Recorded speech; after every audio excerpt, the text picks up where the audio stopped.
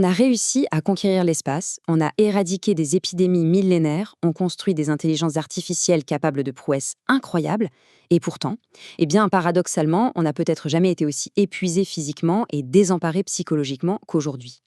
Bienvenue dans ce nouveau décryptage. Aujourd'hui, on plonge au cœur d'un texte absolument fascinant qui remonte aux sources mêmes, à la philosophie fondatrice de la naturopathie. Et autant le dire tout de suite, il serait vraiment réducteur de voir ce mouvement comme un simple catalogue de tisanes ou de conseils alimentaires. Pas du tout. Le document qu'on analyse aujourd'hui nous présente la naturopathie comme une critique ultra radicale, presque vertigineuse de la trajectoire de notre monde moderne. C'est une remise en question hyper profonde et on va essayer de comprendre ensemble comment et pourquoi cette pensée s'est construite en opposition totale et assumée avec les valeurs dominantes de notre époque. C'est un peu le grand paradoxe de notre ère, non ? C'est vraiment la contradiction frappante qui lance toute la réflexion de cette analyse. On a atteint des sommets technologiques incontestables. On vit dans une abondance matérielle qui aurait semblé complètement magique à nos ancêtres, et pourtant, l'humanité fait face à un mal-être sans précédent.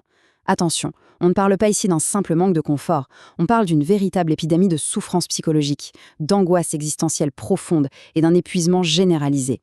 Le texte s'appuie vraiment sur ce contraste saisissant entre notre opulence extérieure et une sorte de grand vide intérieur. Si notre fameux progrès est une si grande réussite, pourquoi est-ce qu'il génère autant de détresse au quotidien ?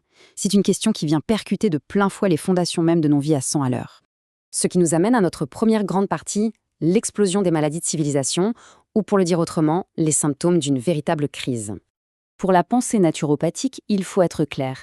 Tous ces problèmes mondiaux actuels, ce ne sont pas juste des anomalies statistiques ou des coups de pas de chance. Pas du tout. Ce sont en fait les symptômes visibles et surtout interconnectés d'un échec systémique énorme. Le diagnostic dressé dans notre source est d'ailleurs assez alarmant.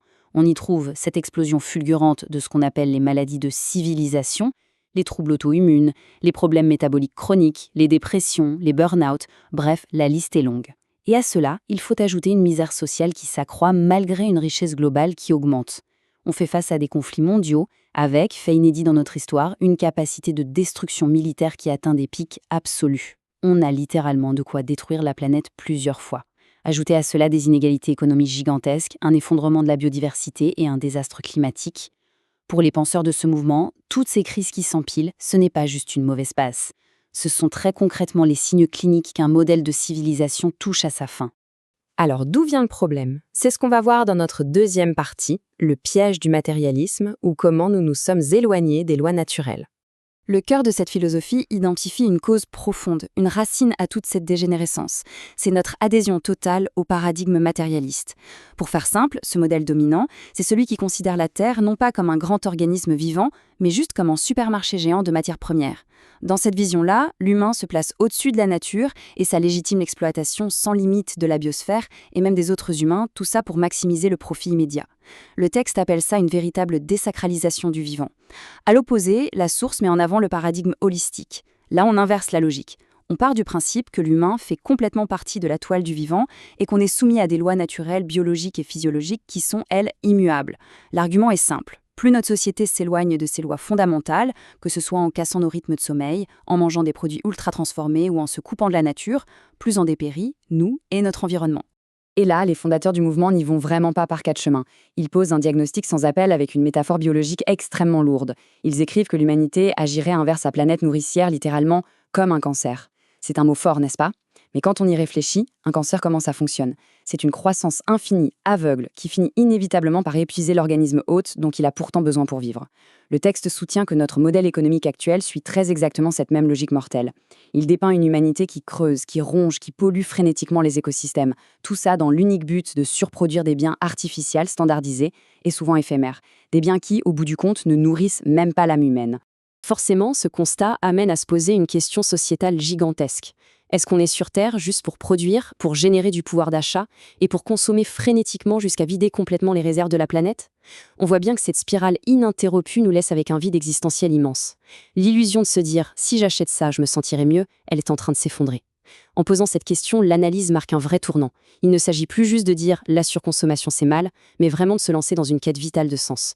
Il faut trouver des alternatives pour réconcilier l'être humain avec sa propre nature.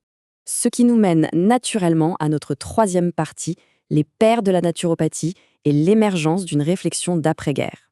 Cette envie radicale de changer les choses ne sort pas de nulle part. En France, elle s'est forgée autour de quelques figures historiques qu'on peut carrément qualifier de pionniers ou même de dissidents de leur époque. Le texte nous parle d'abord du docteur Paul Carton. Dès le début du XXe siècle, il tirait déjà la sonnette d'alarme sur les dangers de l'alimentation industrielle, en militant pour un retour à une hygiène de vie qui respecterait enfin notre digestion et notre système nerveux. Ensuite, il y a Pierre-Valentin Marchesseau. Lui, il a vraiment structuré la discipline en se basant sur un concept clé, nettoyer notre corps des toxines accumulées par le mode de vie moderne. Et puis, il y a Henri-Charles Geoffroy. Son histoire est fascinante. Gravement touché par les gaz de combat pendant la Première Guerre mondiale, il a dédié sa vie à démontrer l'importance vitale d'une agriculture saine. C'est d'ailleurs lui qui a lancé le mouvement de l'agriculture biologique en France. Bref, ces hommes n'étaient pas juste des thérapeutes, ils portaient un rejet viscéral, presque philosophique, de la dérive technologique de leur temps. C'est une pensée qui a traversé un siècle entier de bouleversements. Imaginez, ça naît dans le traumatisme total de la Première Guerre mondiale. Ensuite, ça observe, un peu impuissant, le triomphe de l'hypermatérialisme tout au long du XXe siècle, pour finalement arriver au constat d'aujourd'hui avec la santé globale qui décline. Mais le point le plus captivant dans cette chronologie, c'est la façon dont elle se projette vers l'avenir. Le texte emprunte une idée magnifique, directement issue de la sagesse des peuples autochtones d'Amérique du Nord, le principe des 7 générations. Concrètement, ça veut dire quoi ? Ça veut dire qu'avant la moindre action, la moindre innovation, on devrait se demander quel sera l'impact de ce choix sur les 7 prochaines générations. C'est une claque monumentale à notre logique actuelle de rentabilité à 3 mois. Ça nous oblige à penser loin. Quel sol, quel air et quel monde global va-t-on laisser à ceux qui seront là dans 300 ans ? Et c'est là qu'on arrive à notre dernière partie. Une harmonisation avec la vie, dans le but de restaurer un sens profond, voire spirituel. Pour bien faire comprendre l'urgence de ce défi, le texte convoque une phrase célébrissime qu'on prête à André Malraux.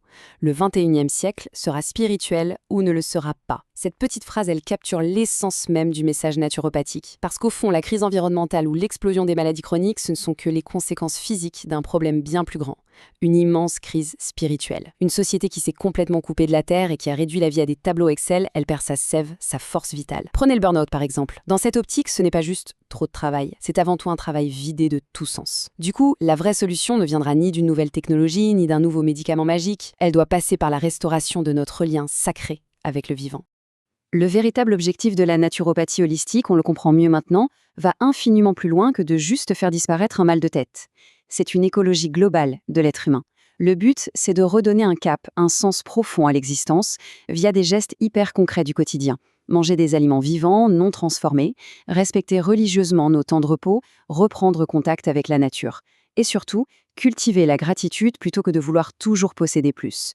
Le texte nous dit que c'est en réalignant concrètement nos actions sur les lois naturelles qu'on retrouve enfin notre juste place dans l'écosystème. C'est comme ça qu'on peut recommencer à vibrer à l'unisson avec l'univers. Pour conclure ce décryptage, on est vraiment face à un carrefour philosophique incontournable qui résume toute la vision des pères fondateurs. Devant les limites évidentes de notre course au matérialisme, devant l'épuisement de notre planète et de nos propres corps, il va bien falloir faire un choix. La question finale soulevée par notre source résonne comme un ultime défi pour notre époque. Est-ce que l'humain est vraiment programmé pour combattre la nature, s'épuiser et tout détruire au nom du progrès ? Ou bien porte-t-il en lui cette capacité inouïe de s'harmoniser avec la vie, de protéger les 7 générations à venir et de trouver enfin sa place pour vibrer à l'unisson avec l'univers ? C'est une question qui mérite vraiment qu'on s'y arrête un instant.